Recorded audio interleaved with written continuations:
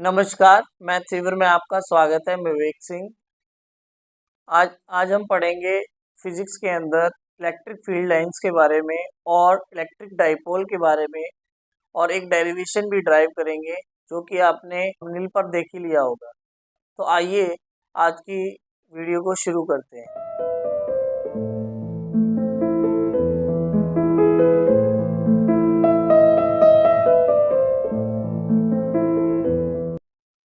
तो हमारे पास इलेक्ट्रिक लाइन ऑफ फोर्स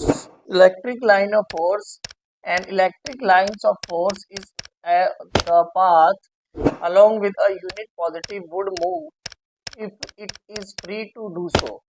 मतलब इलेक्ट्रिक लाइंस ऑफ फोर्स का मतलब क्या है? मतलब कोई भी एक पॉजिटिव टेस्ट चार्ज है और टेस्ट चार्ज के वो उसी डायरेक्शन, उसकी जो इलेक्ट्रिक फील्ड लाइंस होंगी वो इलेक्ट्रिक फील्ड लाइंस वो क्या होंगी? फ्री टू मूव होंगी और उनकी एक पर्टिकुलर डायरेक्शन होगी जहां पर वो मूव करेंगी। जैसे लिखा भी है, an electric line of force is the path along with a unit positive would move if it free to do so. मतलब यूनिट पॉजिटिव जो चार्ज होगा वो क्या करेगा? फ्री से मूव कर सकता है। क्या कर सकता है? फ्री से मूव कर सकता है। मगर यहाँ पर चार्ज तो स्टेशनरी है, मगर उसकी जो फील्ड लाइंस हैं वो मूव करेंगे, एक पर्टिकुलर डायरेक्शन में मूव करेंगी। उसको आगे हम देखेंगे भी बाय डेरिवेशन की। आपके सामने कुछ इस प्रकार बनाया भी है। ये इलेक्ट्रिक फील्ड लाइंस हैं जो कि ई से रिप्रेजेंट करके दिखा रही है इलेक्ट्रिक फोर्स को। और यहाँ पर मान लो कोई चार्ज है, चार्ज एक स्टेशनरी पोजीशन पे है, तो इलेक्ट्रिक फील्ड लाइंस है, उनकी एक डायरेक्शन होगी, कोई डिफाइंड डायरेक्शन होगी। आइए देखते हैं कैसे। Properties of electric lines of force, जो कि वेरी वेरी इंपॉर्टेंट है, ये कभी कभार पेपर में पूछ लिया जाता है कि properties of electric line of force क्या है। तो सिंपल वे में तो आपको ये समझ आ गया होगा। मतलब इलेक्ट्रिक फील्ड लाइंस क्या है? चार्ज जो है स्टेशनरी पोजीशन पे है, मगर उसकी अंदर से इलेक्ट्रिक फील्ड लाइंस निकल रही है जो कि उसकी एक पर्टिकुलर डायरेक्शन होगी। अच्छा, the lines of force starts from the positive charge and at a negative charge. मतलब जो फोर्स की जो लाइन होगी, लाइंस जो उस चार्ज की जो इलेक्ट्रिक फील्ड लाइंस होंगी वो उसकी पर्टिकुलर डायरेक्शन होगी, जो स्टार्ट किससे होगी? पॉजिटिव चार्ज से, और एंड किस पे होगी? नेगेटिव चार्ज पे।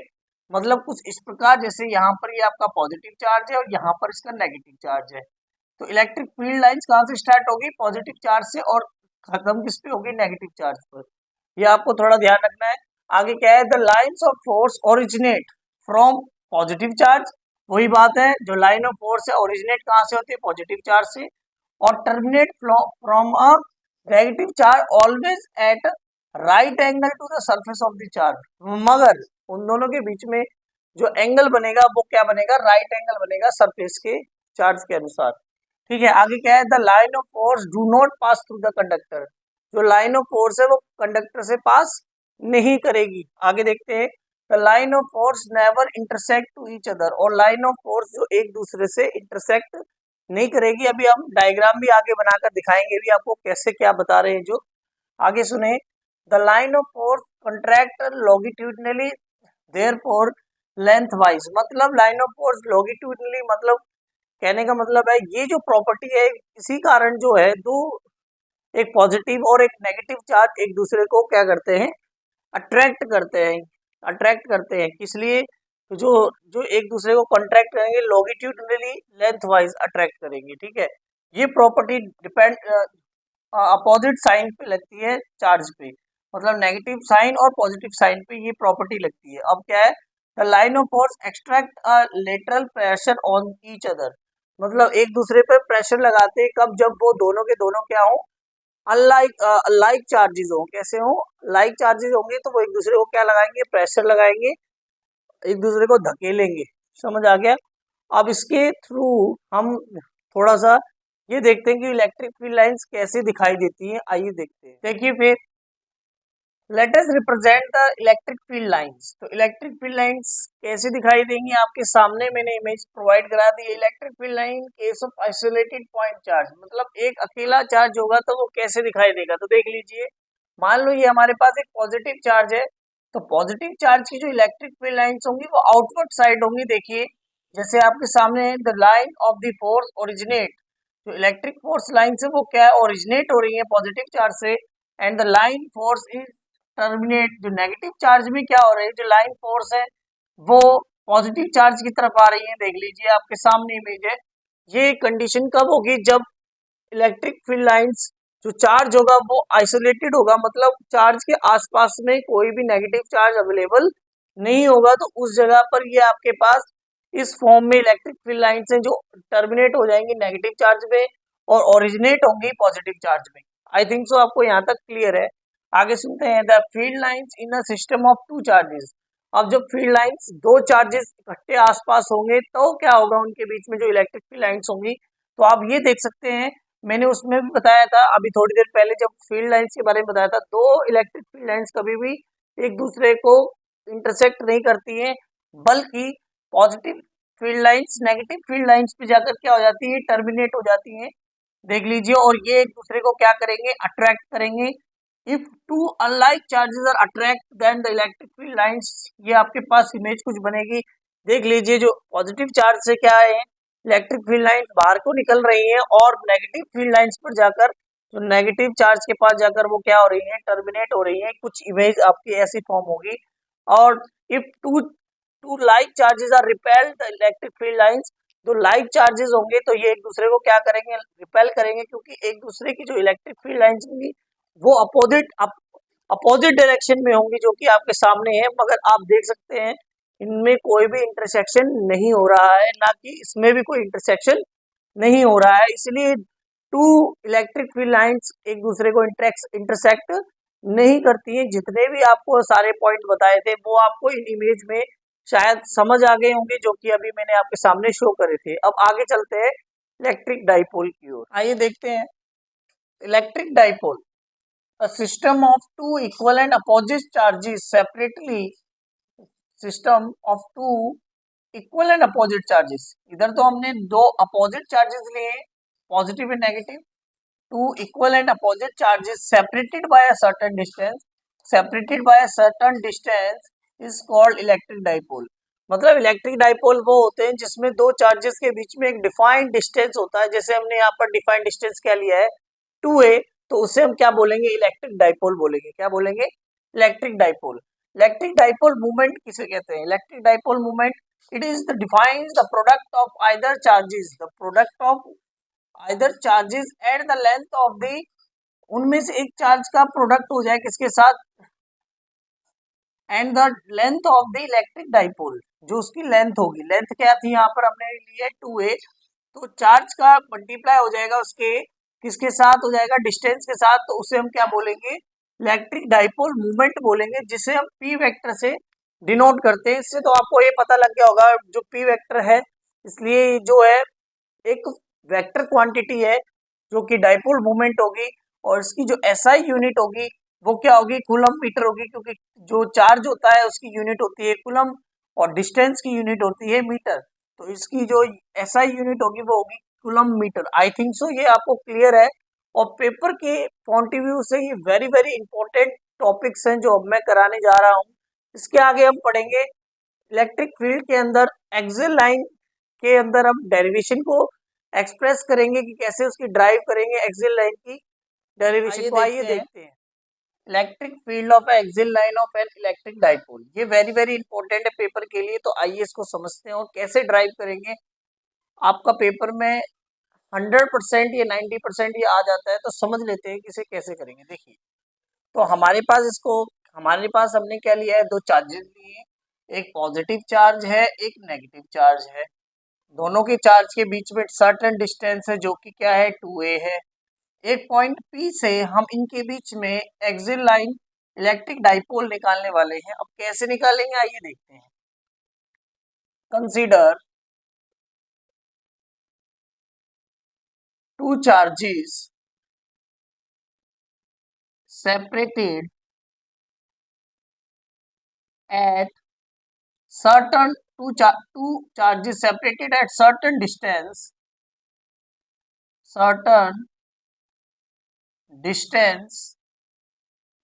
certain distance 2a form an electric dipole, let let us a point on x-axis. Let p let p a point. Let p point on x-axis to find the axial line of electric field from a center O. The distance from O to P is R. Then electric field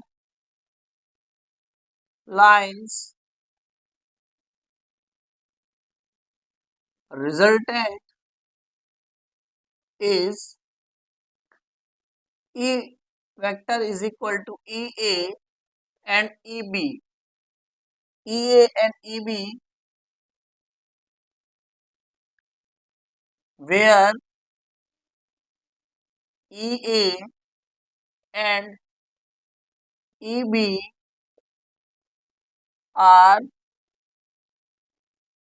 electric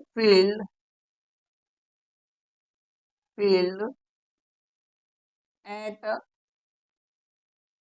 point charge along E vector A and E vector B. तो हमने क्या बेटा consider किया, हमने दो charges consider किए हैं, दो की दोनों की नेगेटिव और पॉजिटिव है, जो कि सर्टेन डिस्टेंस पर है, 2a डिस्टेंस इनके बीच में। फ्रॉम एन इलेक्ट्रिक डाइपोल, एक इलेक्ट्रिक डाइपोल बनाते हैं। Let us consider a point on x axis, हमने एक पॉइंट कंसीडर किया है p जो एक्स एक्सिस पे है। Find the axial line of electric dipole, electric field, हम इस पे क्या फील्ड क्या निकाल रहे हैं, इलेक्ट्रिक फील्ड निकाल रहे हैं from a certain point O, इससे सर्टन एक सेंटर पॉइंट ले रहे हैं जिससे O से the distance from point O to P, इनके बीच का जो डिस्टेंस है वो क्या है बेटा R है। यहाँ तक हमने क्लियर किया है। यहाँ मैं R ऐसे ले रहा हूँ तो मैं ऐसे ही लिख रहा हूँ, यहाँ R है, ठीक है। तो the electric field lines resultant is, उसका जो रिजल्टेंट होगा मतलब ई वेक्टर होगा वो क्या होगा, ई ए प्लस ई बी होगा, मतलब इन दोनों का क्या होगा, एडिशन होगा। तो यहाँ तक शायद आपको इतना क्लियर है। तो मैं इतना पोर्शन जो लिखा है समझाने के लिए लिखा था, डेरिवेशन को इफेक्टिव बनाने के लिए, तो आपको इतना लिखना है। अब मैं इसको क्लियर करके फिर यहाँ पर मैं ड्राइव करके दिखाता हूँ। यहाँ आपने इतना पॉइंट आपको लिखना भी पड़ेगा। आइए देखते हैं फिर। तो mod of E vector A बराबर हमने बताया 1/4 पाई एप्सिलॉन नॉट, ये मैग्नीट्यूड ऑफ ई है, तो वो क्या है क्यू अपॉन पी ए का एपी का स्क्वायर, और मैग्नीट्यूड ऑफ ई बी क्या है 1/4 pi epsilon naught Q upon P B का स्क्वायर। अब कैसे फाइंड करेंगे, देखें एपी का square is equal to, AP क्या है आपका यहाँ देख सकते हैं, जो एपी का स्क्वायर है वो एपी आपके दो चीजों से मिलके बना है, एओ प्लस ओपी। तो यहाँ पर लिख देंगे एओ प्लस ओपी, इनका होल स्क्वायर, एओ प्लस ओपी का स्क्वायर। यहाँ पर स्क्वायर करेंगे तो इधर भी हमें क्या करना पड़ेगा, स्क्वायर करना पड़ेगा। अब एओ क्या है, एओ आपका ए है, और ओपी क्या है, ओपी आप देख सकते हैं आर है। तो यहाँ पर ए प्लस आर,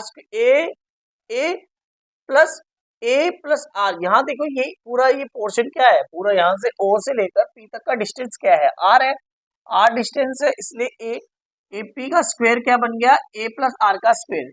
सिमिलरली जो आपका होगा, सिमिलरली जो आपका बीपी का स्क्वायर होगा वो क्या होगा, वो आप देख सकते हैं जो बीपी का स्क्वायर, अब देखो बीपी है, बीपी को कैसे निकालेंगे, हम क्या करेंगे, जो ओपी होगा, ओपी उसमें से माइनस कर देंगे किसको, ओपी में से माइनस कर दें क्या, ओबी को, और यहाँ स्क्वायर है तो इधर भी क्या कर देंगे स्क्वायर। तो ओपी क्या है आपका, यहाँ पर ओपी है आपका,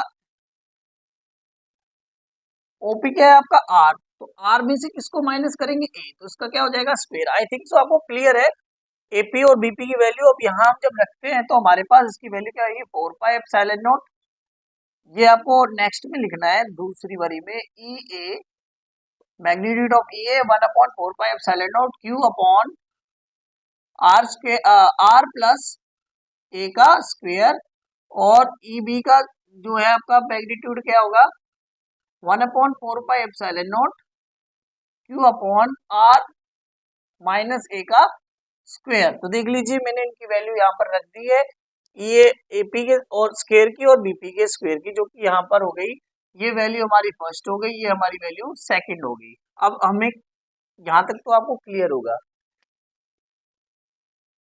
ई A vector and E B vector are same in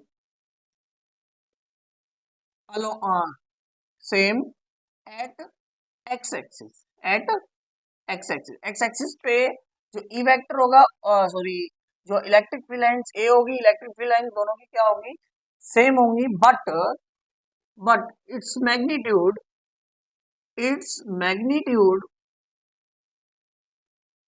is different, इनका मैग्नीट्यूड क्या होगा, डिफरेंट होगा। So magnitude of B is greater than magnitude of A, जो मैग्नीट्यूड ऑफ आपका ई वेक्टर होगा, बी वेक्टर होगा, वो ज्यादा होगा ई वेक्टर से। क्यों होगा, क्योंकि देखिए यहाँ पर जो एक्स एक्सिस के अलोंग हो रहा है, तो इसकी जो इलेक्ट्रिक फील्ड लाइंस होगी, इनकी डायरेक्शन जो होगी वो इसकी ज्यादा होगी, उसकी क्या होगी, कम होगी। तो इसीलिए जो ई वेक्टर होगा आपका वो इक्वल होगा ई B vector minus E A vector. अब इसको माइनस क्यों किया है, ज्यादा में से ही कम को घटाएंगे तभी तो पता लगेगा कि कितना ग्रेटर है। तो यहाँ पर ई B vector minus E A vector होगा, ये क्वेश्चन नंबर आपकी थर्ड हो गई। यहाँ तक शायद आपको क्लियर है, तो मैं इतने पोर्शन को यहाँ से इरेज कर रहा हूँ, फिर इसकी 1 और सेकंड की वैल्यू थर्ड में पुट करूंगा। शायद यहाँ तक आपको क्लियर होगा।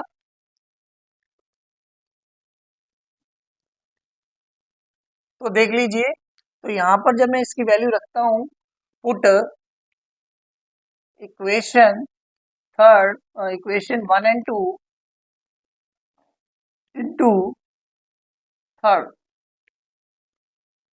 वी गेट, हमें क्या मिलेगा, E vector is equal to 1/4 pi epsilon naught Q upon are minus ए का square minus 1/4 pi epsilon naught Q upon r plus ए का स्क्वायर।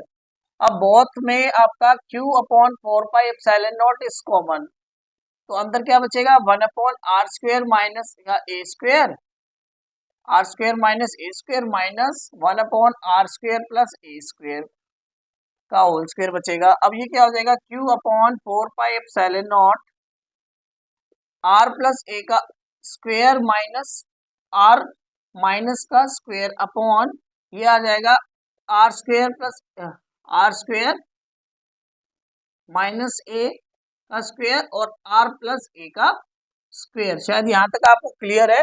मैंने बस इसका क्रॉस मल्टीप्लाई कर दिया, इसका मल्टीप्लाई 1 से, इसका मल्टीप्लाई 1 से, और नीचे दोनों का मल्टीप्लाई। एक तरीके से एलसीएम लिया है नॉर्मली जैसे आप लेते हैं, जैसे यहाँ पर आपका 2 है और यहाँ पर आपका 3 है, तो एलसीएम आप कैसे लेते हैं, 2 into 3 कर देते हैं, 3 ऊपर मल्टीप्लाई हो जाता है, 2 यहाँ मल्टीप्लाई हो जाता है, तो यहाँ पर आप 5 लिख देंगे, नीचे 6 लिख देंगे। सिमिलरली इसको हमने किया है, इसका मल्टीप्लाई इससे, इसका मल्टीप्लाई इससे, और दोनों का नीचे से multiply same as it is किया है। इतना पोर्शन इरेज कर दूंगा। यहाँ तक आपको क्लियर होगा। अब आपको थोड़ा सा फॉर्मूला पता होना चाहिए, आपने पढ़ा होगा पहले, a प्लस बी का square minus a minus b का स्क्वायर जो होता है वो होता है आपका 4ab, 4ab। ये आपने क्लास 9th में पढ़ा होगा, नहीं पढ़ा है तो आपको लर्न होना चाहिए। ये याद रख लीजिएगा क्या है कि a प्लस बी का whole square minus a minus b का होल स्क्वायर 4ab होता है। और नहीं आप चाहते तो a प्लस बी का होल स्क्वायर क्या होता है, a square plus b square plus 2ab, a minus b का a square plus b square minus 2ab। इन दोनों को जब आप सब्ट्रैक्ट करेंगे तो यहाँ पर आपके पास 4ab आएगा, तो सीधा ही आपको लर्न होना चाहिए, इसलिए यहाँ पर इसकी वैल्यू रख देंगे। और एक फॉर्मूला आपने ये भी पढ़ा था, a square minus b square is equal to a plus b और ए माइनस बी, ये होता है। तो यहाँ पर आप ये भी देख सकते हैं, यहाँ पर a प्लस बी भी बन रहा है और a माइनस बी भी बन रहा है, तो यहाँ पर कंडीशन क्या बन जाएगी, ए स्क्वायर माइनस बी स्क्वायर। तो हम ई वेक्टर को डायरेक्टली लिख सकते हैं 1 Q upon 4 pi epsilon not. यहाँ पर क्या लिख देंगे, ये सब्ट्रैक्ट हो जाएंगे और क्या बन जाएगा 4 आर ए। यहाँ पर 4 आर ए हो जाएगा क्योंकि बी आपका यहाँ पर क्या है आर है। 4 आर ए बट्टे यहाँ पर डिवाइड में क्या आ जाएगा R square minus A square का होल स्क्वेयर आएगा, क्योंकि बेटा आर प्लस ए है आर माइनस ए है, तो ये बन गया ए स्क्वेयर माइनस बी स्क्वेयर, मगर दोनों पे ही स्क्वेयर था, होल स्क्वेयर था, तो यहाँ पर भी क्या हो जाएगा होल स्क्वेयर होगा। आई थिंक सो आपको यहाँ तक क्लियर हो गया। तो ये जो आपका E vector is equal to हो जाएगा Q upon 4 pi epsilon naught, ठीक है 4 पाई एप्सिलॉन नॉट। तो यहाँ पर जो क्यू है 1, तो यहाँ पर मैं इसको क्या लिख सकता हूँ बेटा 2 इंटू आर ब्रैकेट 2pa। तो यहाँ पर मैंने Hey there. नहीं sorry Subscribe to my channel and also press this bell icon. Q2a ये मैंने लिख लिया इसको। ऐसा क्यों लिखा है अभी आपको समझ आ जाएगा। देखिए ये लिखने का एक कारण है, अभी आपको मैं बताता हूँ बेटा। देखिए क्योंकि आप जानते हैं p वेक्टर जो हमने अभी थोड़ी देर बताया था डाइपोल मोमेंट का, p vector is equal to क्या होता है q इंटू 2a वेक्टर होता है, यही तो होता है। यहाँ पर अभी हम वेक्टर नहीं ले रहे हैं, चाहे तो आप इतने वेक्टर को यहाँ अभी नहीं ले रहे हैं, वेक्टर वाली पोजीशन को मैं बाद में लिखवाऊंगा। तो यहाँ तक आपको क्लियर है, क्योंकि फिर यहाँ पर मुझे वेक्टर भी डाल के दिखाना पड़ेगा। तो यहाँ पर आपका ये q इंटू 2a क्या बन जाएगा p वेक्टर बन जाएगा, मतलब डाइपोल मोमेंट का बन जाएगा 1 अपॉन 4 पाई एप्सिलॉन नॉट। तो यहाँ पर आपके पास क्या बचेगा 2 और ये क्या बन गया पूरा p, और यहाँ r तो था ही 2pr upon R square minus A square की पावर स्क्वेयर। यहाँ तक आपका ये फॉर्मूला बन जाएगा ई वेक्टर का, जो कि आपको वहां पर बना के आना है एक्सेल वाले में, वेरी इंपॉर्टेंट है ये आपको अच्छे से बना के आना है। एक दो बार आप करेंगे तो ही आप इसको समझ पाएंगे, और एक बार आपको अच्छे से समझ आ गया, फॉर्मूलाज थोड़े याद होने चाहिए और थोड़ा सा आपको डेरिवेशन की थ्योरम का थोड़ी सी लिखने का तरीका पता हो, तो ये इजीली आपका हो जाएगा। और पेपर में आएगा तो 5-6 मार्क्स का आता है, जिसमें डाइपोल मूवमेंट की डेफिनेशन पूछी जाती है, प्लस ये पूरी डेफिनेशन सॉरी पूरा एक्सप्रेशन ड्राइव करने के लिए कहा जाता है। तो शायद आपको यहाँ तक क्लियर होगा। यहाँ आज के लिए इतना ही करते हैं, बस एक स्पेशल केस रह गया है तो उसको ड्राइव कर लेते हैं, फिर उसके बाद खत्म करते हैं। तो देख लीजिए यहाँ तक आपको क्लियर होगा। तो ये मैं इरेज कर रहा हूँ बाकी पोर्शन को, मगर जितना भी मैंने पोर्शन लिखवाया है इसको आप 1 या 2 बार तो जरूर रिवाइज कीजिएगा। If length if length of r is greater than a, if length of r is greater than a, जब r क्या हो जाए ग्रेटर हो जाए a से, तो r square is greater then a square. जो r स्क्वेयर होगा वो बहुत ही बड़ा होगा a स्क्वेयर से, तो बड़ा होगा। ये आपका क्या होगा स्पेशल केस में आएगा, किस में आएगा स्पेशल केसेस में आएगा। लास्ट में स्पेशल केस आप लिखेंगे जब क्या होगा r होगा जब आपका a से बड़ा होगा, मतलब जो डिस्टेंस r है वो a से क्या हो बड़ा हो, तो r square is greater then a square. तो आपका e जो होगा वो हो जाएगा 1 upon 4 pi epsilon naught Q P R upon p, यहाँ पर आपके क्या है यहाँ पर p है आपका डाइपोल मोमेंट, ये याद रखिएगा। और यहाँ पर आर स्क्वेयर तो हो जाएगा आर स्क्वेयर, और a को हमने क्या कर दिया निग्लेक्ट कर दिया, यहाँ पर क्या कर देंगे a इज निग्लेक्टेड, निग्लेक्टेड, ये हम क्या कर देंगे, निग्लेक्ट कर देंगे, मतलब जो ये डिस्टेंस है इसको क्या कर देंगे, निग्लेक्ट कर देंगे। जैसे ही इसको डिस्टेंस को निग्लेक्ट करेंगे तो आर स्क्वेयर की जो पावर है वो बेटा क्या है, 2 है। तो यहाँ पर आर स्क्वेयर की जो पावर 2 हो जाएगी तो यहाँ क्या हो जाएगी, 4 हो जाएगी, 4 silent note Q upon P R, यहाँ पर क्या आर की पावर 4 हो जाएगी, ये इससे कैंसिल आउट होगा और यहाँ हो जाएगा 1/4 pi epsilon naught Q P upon क्या हो जाएगी, आर की पावर 3। तो यहाँ पर E is equal to 1/4 pi epsilon naught Q P upon R cube. तो ये आपका फॉर्म होगा। दूसरा जब स्पेशल केस आएगा, जब आपका लेंथ है जो बड़ा होगा, जो डिस्टेंस आर होगा जो बड़ा हो जाए सेंटर से, तो क्या होगा, जो आपका इलेक्ट्रिक फील्ड लाइंस हो जाएगी 1/4 pi epsilon naught cube P upon R cube हो जाएगा। यहाँ तक आपको पूरा पोर्शन करके आना है, मगर मेन जो फॉर्मूला है आपका ये है, मगर ये स्पेशल केसेस में आपको ये बना के दिखाना है। शायद यहाँ तक आपको क्लियर है और आपको ये यहाँ तक समझ आया तो प्लीज मेरे चैनल को सब्सक्राइब, लाइक और शेयर जरूर करके जाइएगा। आज के लिए इतना ही, अगली वीडियो में मिलेंगे। धन्यवाद, आपका समय शुभ रहे।